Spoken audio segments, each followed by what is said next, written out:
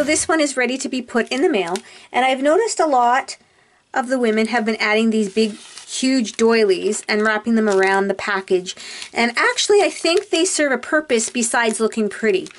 Once you fold, well, before I do that, I forgot I picked up these cute little envelopes, and I forgot I wanted to put those in there as well. So I will put this in the bottom one here. I guess I have to go from this side, so I'll put these in here. Okay, so when you fold them so they fit into a number 10 envelope.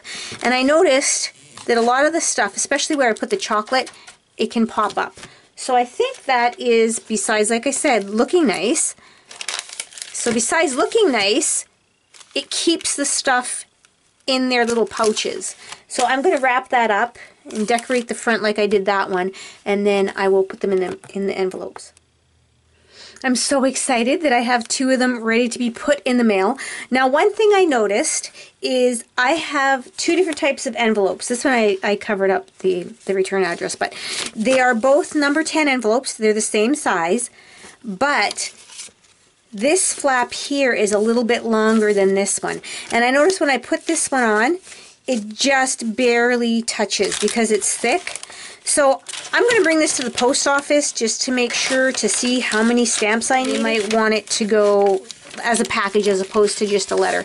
Now let me share with you what I meant about the different flaps on the envelopes.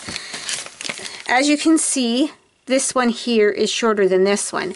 So when I shut it, it doesn't want to touch, or it does, but just barely wants to touch the edge. I can put it in there, it'll work. But this one would be a lot easier because it's a little bit longer. The lip or the flap is a little bit longer, so it's so much easier to just close it. So if you need new envelopes or you're looking for envelopes and you're planning on doing these, just take a look at the lip part and make sure it's a little bit longer, and then it just gives you a little bit more room to work with it.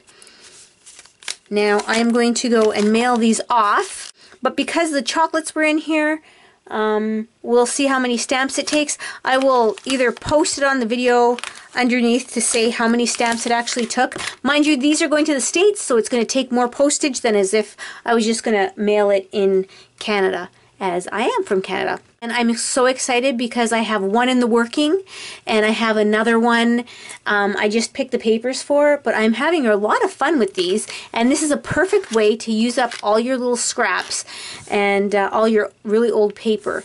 I have trouble using my new paper. By the time I use my new paper, it's old paper. So I'm sure a lot of you have that same problem. I just wanted to share with you that I just came back from the post office. Now, keep in mind, I am from Canada, so wherever you are, I would still advise you to go to your post office and get your pocket letters weighed before you just put postage on them and throw them in the mail. So it didn't matter if I used a number 10 envelope, which I did for most of the letters. There's your number 10 envelope. Or one of these envelopes. This one doesn't have a number on it, but it's 5 7/8 by 9 5/8. And just to see the different sizes, this is a top loading, this one. Just to see the different size, it's the same width, but the height ends here. So it's a little bit higher, but it didn't matter because both of these were standard.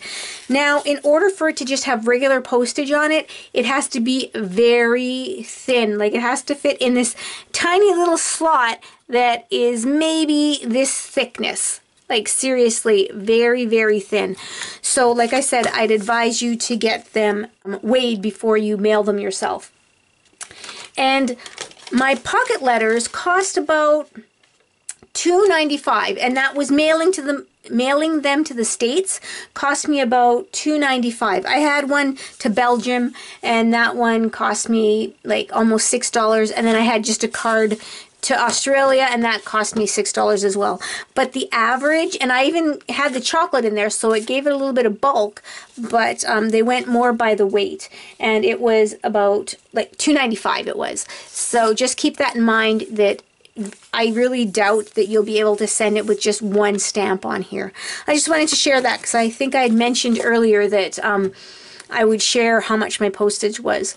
So again, thank you everybody. I hope that helped you out. But like I said, make sure you weigh your postage. You don't want them returned to you, and then you're going to have to pay all that postage all over again. So just get them weighed out and let the post office take care of the rest. So again, thank you everybody for joining me, and I hope you all had a creative day. Bye now.